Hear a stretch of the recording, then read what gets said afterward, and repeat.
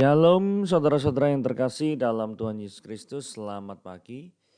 Renungan harian kita pada hari ini diambil dari Matius pasal yang ke-8 ayat 28 sampai yang ke-34.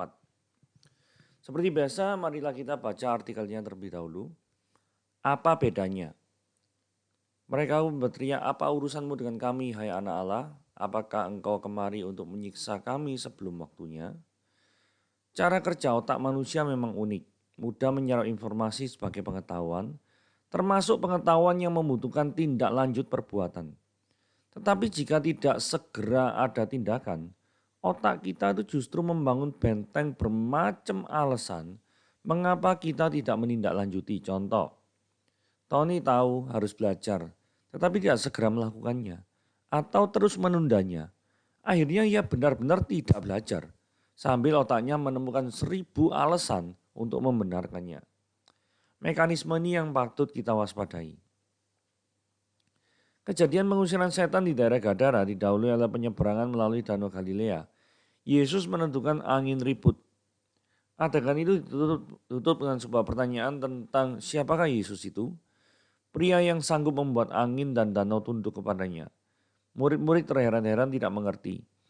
Giliran adegan berikutnya ternyata muncul jawaban, dia itu anak Allah meluncur dari mulut setan-setan.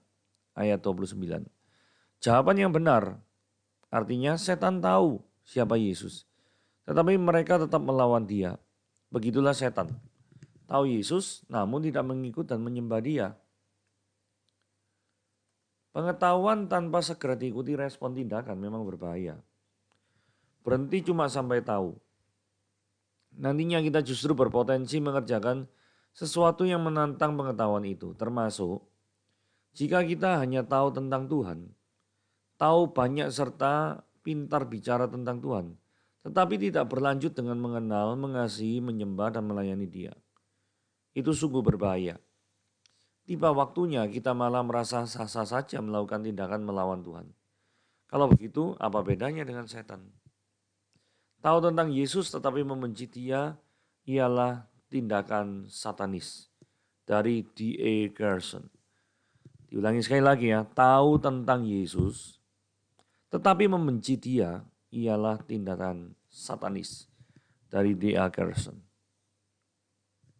Nah, marilah kita membaca renungan kita pada hari ini, yaitu yang diambil dari Matius pasal yang ke-8 ayat 28. Setibanya di seberang, yaitu di daerah Gadara, datanglah dari pekuburan 2 orang kerasukan setan menemui Yesus. Mereka itu sangat berbahaya sehingga tidak seorang pun yang berani melalui jalan itu. Dan mereka pun berteriak katanya, apa urusanmu dengan kami hai anak Allah? Adakah engkau kemari untuk menyiksa kami sebelum waktunya? Tidak jauh dari mereka itu ada sejumlah besar babi sedang cari makan. Maka setan-setan itu meminta kepadanya, katanya, jika engkau mengusir kami, suruhlah kami pindah ke dalam kawanan babi itu. Yesus berkata kepada mereka, pergilah. Lalu keluarlah mereka dan masuk ke dalam babi-babi itu. Maka terjunlah seluruh kawanan babi itu dari tepi jurang ke dalam danau dan mati di dalam air. Maka larilah penjaga-penjaga babi itu dan setibanya di kota, diceritakannya lah segala sesuatu. Juga tentang orang-orang yang kerasukan setan itu. Maka keluarlah seluruh kota mendapatkan Yesus dan setelah berjumpa dengan dia, mereka pun mendesak supaya ia meninggalkan daerah mereka.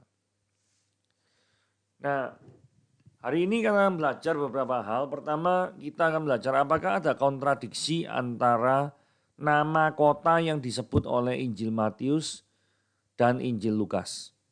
Karena di Injil Matius jelas di situ dikatakan setibanya di seberang, yaitu di daerah orang Gadara. Gadara itu di sini ya, yang di kotak merah itu. Lukas 8 disebut lalu mendaratlah Yesus dan murid-muridnya di tanah orang Gerasa. Ini Gerasa. Lumayan jauh ya. Gadara ini Gerasa. Ya. yang terletak di seberang Galilea. Galilea kan daerah sini atas ya. Kapernaum, Nazaret ada di atas semua. Kemudian ini nyebrang danau. Karena peristiwa ini terjadi tahu ya. Yang sempat viral beberapa bulan yang lalu itu loh. Kasus apa? Yang diam, tenanglah. Nah, setelah teks daripada diam, tenanglah yang angin ribut itu, nah kemudian barulah naskah yang kita baca yaitu Matius pasal yang ke-8 atau nanti Lukas pasal yang ke-8 atau nanti yang di Injil Markus adalah Markus pasal yang ke-5. Ya. Jadi peristiwa ini tuh dicatat di 3 Injil. Masalahnya Lukas ngomong Gerasa, Matius ngomong Gadara, Markus nanti ngomong Gerasa seperti Lukas. Nah yang benar tuh mana? Ada seorang penafsir mengatakan gini ya. Gadara itu adalah kota yang terletak di region Gerasa yang merupakan bagian Dekapolis. Jadi ini makanya Gadara dan Gerasa itu memang terletak di daerah yang namanya Dekapolis. Dekapolis itu apa nanti ya? Nah sekarang kita mau lihat jarak Gadara dan Gerasa. Gadara itu posisi sekarang kotanya namanya Kais. Ini dekat Danau Galilea ya. Danau Galilea atau Danau Tiberia sama saja. Atau kalau orang Israel sana itu menyebutnya adalah Kineret. Danau Kineret. Kineret itu artinya harpa. Kenapa? Bentuknya itu seperti harpa. Kalau kita lihat ini bentuknya kayak harpa ya. Nah itu makanya sebabnya disebut sebagai Kineret. Sedangkan Gerasa itu kota yang sekarang bernama Jeras. Jeras itu ada di bawah sini. Nah jarak kota Gerasa dan Jeras itu kurang lebih ya 68 km lah. Kurang lebih seperti itu. Nah, kenapa kok judul atasnya malah ilustrasi Surabaya Sidoarjo? Gitu. Hubungannya apa sama Gadara dan Gerasa? Saudara, ini kalau saya di Google Map ya, kan ada peta misalkan kita di Surabaya, misalnya dari Perak, ke Lumpur Lapindo, Sidoarjo, terus kemudian ke Bandara Juanda ya, kurang lebih ya jarak muter-muter sini ya 73 kilo, 73 kilo. Poinnya begini, kalau Anda ngomong dari Jakarta mau pergi ke Surabaya, gitu, Anda itu kan sebenarnya mendarat di Bandara Juanda. Benar gak? Bandara Juanda ini sebenarnya bukan Surabaya, tapi masuk Sidoarjo. Tapi toh tetap orang-orang ngomong bahwa mau kemana? Oh saya ke Surabaya, mendarat di mana? Mendarat di Surabaya. Kalau secara geografis salah toh ya. Secara geografis loh ya. Karena Juanda itu bukan terletak di Surabaya.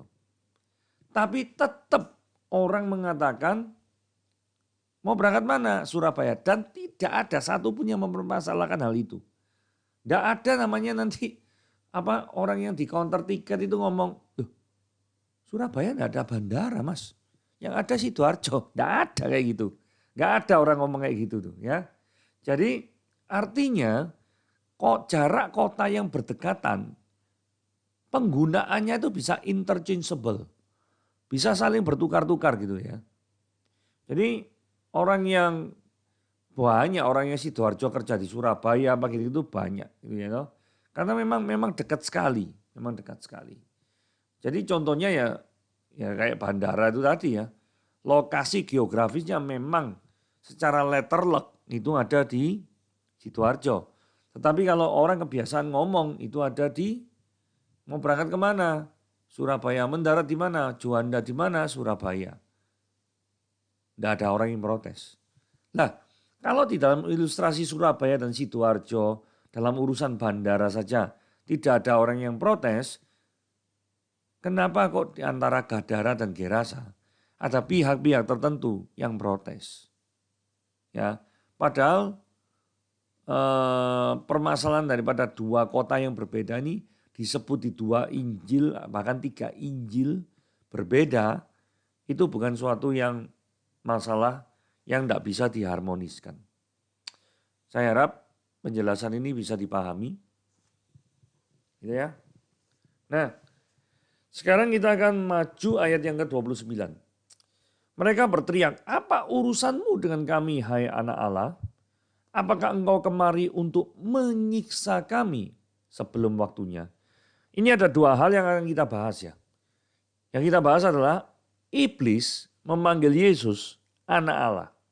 Yang kedua nanti frase menyiksa sebelum waktunya. Kita bahas yang pertama dulu. Setan itu ngaku Yesus anak Allah. Di bagian lain anak Allah adalah Allah. Karena ada orang-orang tertentu yang ngomong ya anak Allah bukan Allah. Itu ya. Alasannya biasa ngomongnya. Anak jenderal bukan. Bukan. Anak bupati bukan. Bukan. Anak presiden bukan. Bukan. Terus kemudian kesimpulannya jawabannya. Berarti anak Allah bukan Allah. Gitu ya cara berpikirnya ya. Nah sekarang kalau saya tanya balik. Anak kucing bukan? Kucing. Anak anjing bukan? Anjing. Anak gajah bukan? Gajah. Anak manusia bukan? Manusia. Kalau anak-anak? Allah gitu ya. Nah sekarang pertanyaannya gini, dari dua ilustrasi ini, kok kesimpulannya beda ya? Kalau mengikuti alur berpikir logika, kelihatannya dua-dua alternatif ini sama loh ya. Kalau mengikuti anak presiden bukan, ya bukan. Memangnya anak presiden jadi presiden langsung, ya bukan kan. Anak bupati bukan, ya bukan lah. Nah yang menjadi permasalahan di sini ini ya, yang kita ingin ilustrasikan itu kan Allah. Sedangkan ilustrasi pertama itu kan ngomong bupati. Bupati itu suatu jabatan. Artinya ada suatu waktu di mana bupati atau jabatan bupati itu pasti akan hilang. Betul ya? Ada saatnya bupati itu bukan bupati. Entah itu sebelum menjabat atau sesudah menjabat. Dia pasti suatu saat berhenti menjadi bupati. Atau suatu saat berhenti menjadi jenderal, berhenti menjadi presiden dan lain sebagainya. Tetapi ilustrasi anak kucing bukan kucing. Anak anjing bukan anjing. Tidak ada waktu di mana seekor anjing itu berubah jadi kucing. Tidak ada. Atau sebaliknya seekor kucing berubah jadi anjing juga tidak ada. Jadi status daripada objek yang dilekatkan dengan anak kucing, anak anjing, anak manusia, itu status objeknya yang dilekatkan itu adalah sama, tidak pernah berubah. Itu ilustrasi yang kedua. Jadi beda ilustrasi satu dan ilustrasi kedua seperti itu. Nah sekarang kita mikir, Allah itu suatu keberadaan yang ada saatnya dia itu tidak jadi Allah atau tetap terus menerus Allah. Kalau Anda menjawab, oh ya kalau ada suatu waktu di mana Allah itu bukan Allah, yo Allah itu nggak kekal. Kalau nggak kekal ya namanya nggak mungkin Allah, karena sifat Allah adalah kekal. Lah berarti jawaban yang benar adalah tidak ada suatu waktu di dalam dunia ini, baik sebelum atau sesudah kejadian bumi ini diciptakan, itu Allah bukan Allah. Selalu dia itu Allah. Tidak ada waktu di mana dia itu bukan Allah. Lah kalau demikian, saudara mikir, kira-kira ilustrasi satu atau ilustrasi dua yang cocok? Ilustrasi dua bukan? Yang tadi ngomong anak Allah, Allah bukan. Anak kucing bukan. Anak anjing bukan. Oke? Jadi saudara bisa memenangkan dalam tanda kutip adu tendangan penalti ini ya. Karena tadi permainannya kan kelihatannya ilustrasinya seri, satu sama gitu ya. Nah ini saudara bisa menang adu penalti ya, dengan cara argumentasi seperti itu. Nah kalau menggunakan dukungan Alkitab, ayat Alkitab ada. Jadi orang mungkin berpikir, lah itu kan logikamu. Nah kalau Alkitab gimana? Wah Alkitab ada, jangan khawatir. Yohanes 5 ayat 18 ngomong gini, sebab itu orang-orang Yahudi lebih berusaha lagi untuk membunuhnya, bukan saja karena ia meniadakan hari Sabat, tetapi juga karena ia, Yesus itu, mengatakan Allah adalah Bapaknya, berarti dia anaknya toh ya. Dan dengan demikian, ini perhatikan baik-baik ya, menyamakan dirinya dengan Allah. Jadi dalam Yohanes 5 ayat 18, status kedudukan anak Allah itu sama, menyamakan diri, sama, setara dengan Bapa. Jadi bukan di bawah. Jelas, Yohanes 5 ayat 18. Ini adalah salah satu bukti Yesus adalah Allah. Yakobus ayat 2 sampai 9. Pasal 2 ayat 19. Engkau percaya bahwa hanya satu Allah saja, itu baik. Tetapi setan-setan pun juga percaya akan hal itu dan mereka gemetar. Jadi permasalahan kasus yang mau diangkat daripada poin pertama ini adalah gini loh. Setan saja itu percaya Yesus itu anak Allah. Ya. Setan loh, yang adalah musuh daripada Allah, itu percaya Yesus itu anak Allah. Lah kok ada orang yang tidak percaya Yesus itu Allah itu gimana tuh ya? Wong setan aja percaya kok. Berarti itu yang pertama. Terus kedua, kalau iman seorang Kristen itu hanya sampai percaya kepada Allah, tapi tidak berbuat lebih dalam pengertian mau mengikut dia, mau melayani dia, mau mengasihi dia lebih lagi, maka sorry to say, imanmu sama dengan setan. Yang cuma percaya saja, tetapi tidak mau melakukan. Oke? Nah, hal yang berikutnya adalah, saya kan janjikan di ayat 29 ini ada dua topik, yaitu menyiksa atau disiksa. Ya, jadi dikatakan di sini gini, iblis itu menyiksa atau disiksa ya di neraka. Ayat 29, Matius pasal 8 ayat 29 jelas mengatakan, adakah engkau kemari untuk menyiksa kami? Jadi iblisnya disiksa ya sebelum waktunya. Wahyu 20 ayat 10 dikatakan gini, mereka, iblis itu ya, disiksa siang malam sampai selama-lamanya. Masalahnya pemikiran zaman sekarang itu kebalik seperti gambar di bawah. Yang mengatakan bahwa iblis itu menyiksa manusia di neraka. Saudara, ini adalah suatu yang kebalik. Suatu yang kebalik sekali pandangannya. Iblis itu menyiksa di neraka. Itu kebalik. Karena iblis itu disiksa. Dan mengetahui fakta ini apa kaitannya? Ya kaitannya gampang aja gini loh ya. Ada orang sih ngomong misalkan, oh saya sedang dibawa ke neraka. Terus saya melihat iblisnya menyiksa daripada orang-orang. Saudara, kalau ada penglihatan, selama penglihatan itu tidak sesuai dengan firman Tuhan, maka kita berhak dan menurut saya dan harus meragukan daripada penglihatan itu. Karena apa yang dilihat oleh seseorang itu sudah seharusnya, kalau penglihatan itu dari Tuhan, tidak mungkin bertentangan dengan firman Tuhan. Tapi kalau penglihatannya itu bertentangan dengan firman Tuhan, ya firman Tuhan ini yang benar, penglihatannya yang salah. Ya mungkin penglihatannya dari iblis mungkin. Oke, kita bisa lanjut ke slide yang berikutnya. Nah ini ayat 30, tidak jauh dari mereka ada sejumlah besar babi. Terus setan-setan meminta, jika kau mengusir kami, suruhlah kami pindah babi. Nah ini gini ya, daerah Israel kok ada babi, apa ya? Nah, kita perlu belajar geografis ya.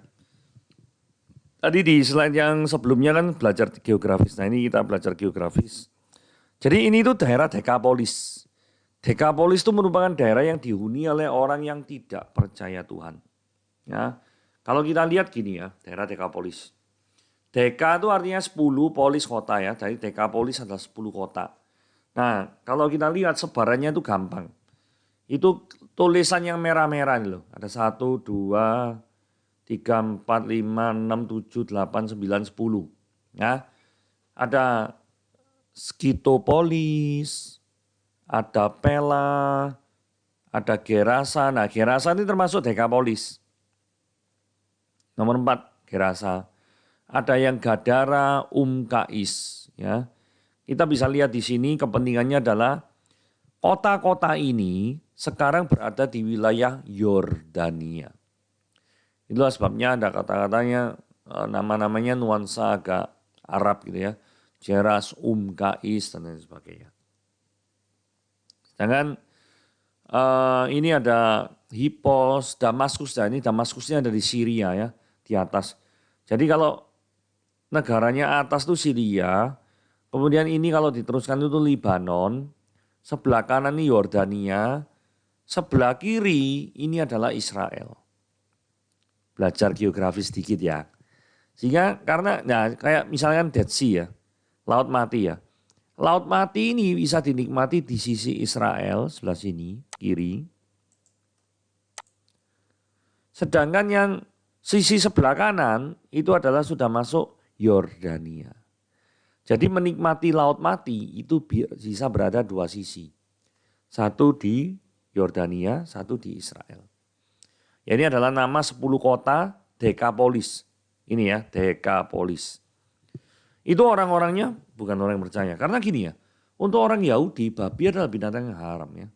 Jadi Imamat 11 ayat 7 dikatakan babi hutan haram itu bagimu. Jadi rasanya kok kecil kemungkinannya kalau orang penduduk yang di sana itu adalah orang Yahudi yang melihara babi-babi itu ya. Karena ini adalah wilayah Dekapolis. Dekapolis tempat dari orang yang belum percaya Tuhan, gitu ya.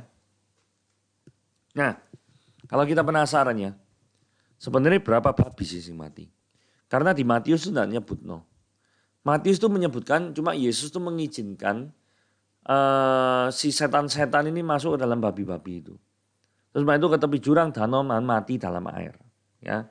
Tapi Markus 5 ayat 13 dikatakan kawanan babi yang mati itu kira-kira jumlahnya itu 2.000. Saya nyoba hitung-hitungan ya. Harganya satu babi itu sekarang 3,5 juta. 3,5 juta cari no 2.000 ya. Ikut 7M Pak. Aku sampai bingung. Wih 7M loh yang mana. Wih ini aset luar biasa besar ini ya. Gak main-main ini babi yang mati 7M ini. Babi 7M mati ini ya. Nah sekarang kita mikir ya. Nanti jawab pertanyaan gini. Kenapa ya kok iblis itu minta dipindah ke babi-babi. Ini angka 7M ada kaitannya sama alasan iblis dipindah. Kita lihat ya analisanya ya. Ayat 31 ngomong gini. Suruhlah kami, ini iblis yang ngomong ya. Suruhlah kami pindah ke dalam kawanan babi itu. Kalau sekarang logikanya gini ya. Iblis tuh logikanya kan gak seneng kalau Injil diberitakan. Betul gak sih? Betul kan pasti kan. Gak seneng kalau Injil itu diberitakan. Lah dengan iblis tuh masuk babi. Terus babi-babi itu digiring mati masuk danau, mati lemes gitu ya. Sini dikatakan ini, tepi jurang dalam danau mati lemas. Mati lemes babi ini. Ya, 7M lemes. Ya. Konsekuensi logisnya, pasti para pemilik peternakan babi ngamuk. Pasti. Nah kalau para pemilik peternakan babi itu ngamuk. Ya toh, otomatis Yesusnya diusir apa enggak? Diusir pasti. Diusir. Dan memang itu yang terjadi nanti. Yesusnya diusir dari daerah itu. Nah terus gimana dong? Iblis menang. Penginjilan gagal diberitakan. Atau gimana? Ternyata enggak seperti itu ya. Terus hal yang berikutnya gini. Izin masuki babi itu menunjukkan bahwa penghakiman terakhir itu memang belum terjadi. Nanti kalau penghakiman terjadi nanti barusan iblis siksa habis-habisan terus kemudian dimusnahkan gitu ya. Nah sekarang meskipun demikian dimanapun sang raja hadir, maksudnya meskipun demikian tuh walaupun para setan tuh masih bebas untuk melakukan pengerusakan, tapi ketika raja itu hadir dalam hal ini Yesus dan membawa kerajaan surga datang, maka dia memiliki kuasa untuk membebaskan umatnya.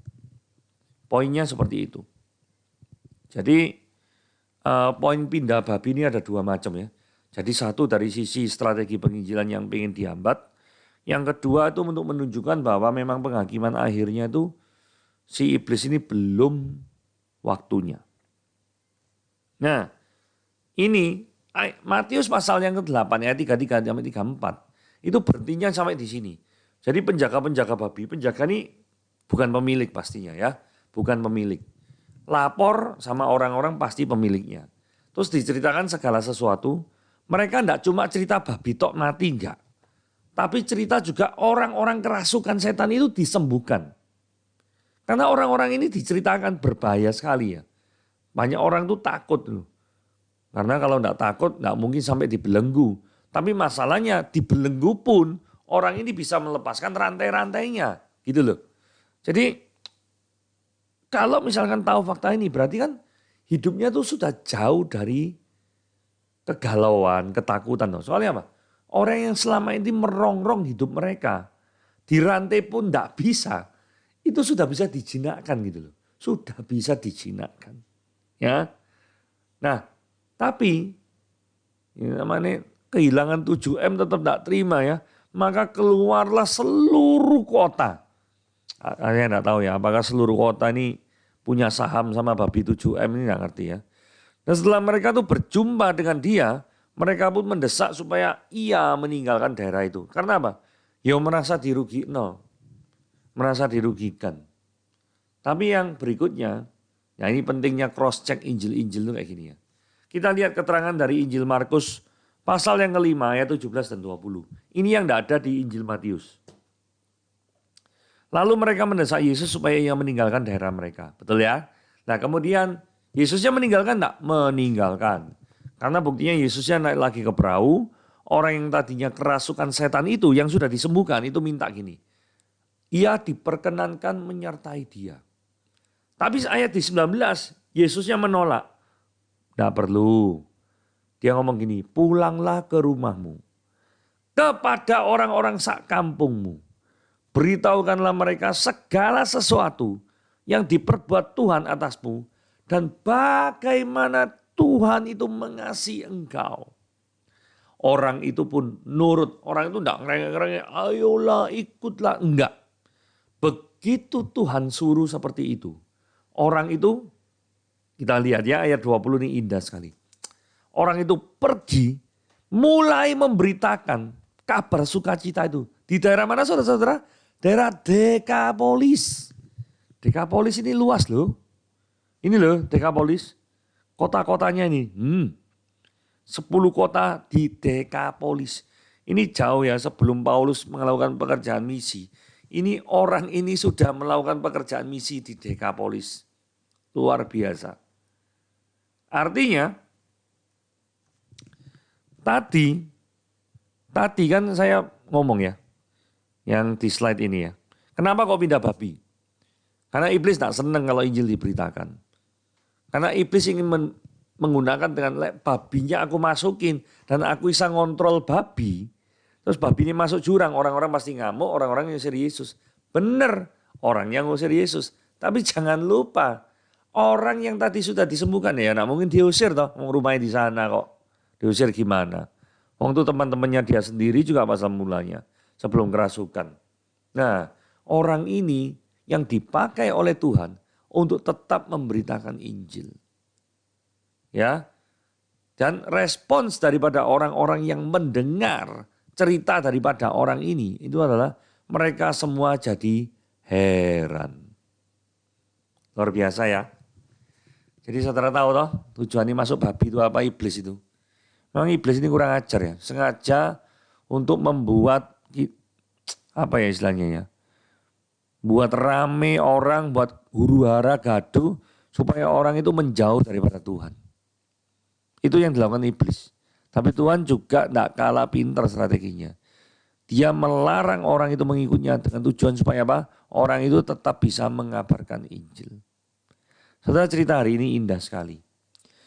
Apapun yang iblis ingin lakukan mungkin dalam hidup saudara. Dan kelihatannya strateginya itu berhasil. Kelihatannya berhasil, sukses gitu ya. Tapi sesungguhnya rancangan Tuhan lebih dahsyat. Saudara mau percaya hal itu? Percayalah hidupmu di tangan Dia. Maka engkau akan menikmati peristiwa-peristiwa yang luar biasa yang Tuhan kerjakan di dalam hidupmu. Itulah renungan kita pada hari ini. Tuhan Yesus memberkati.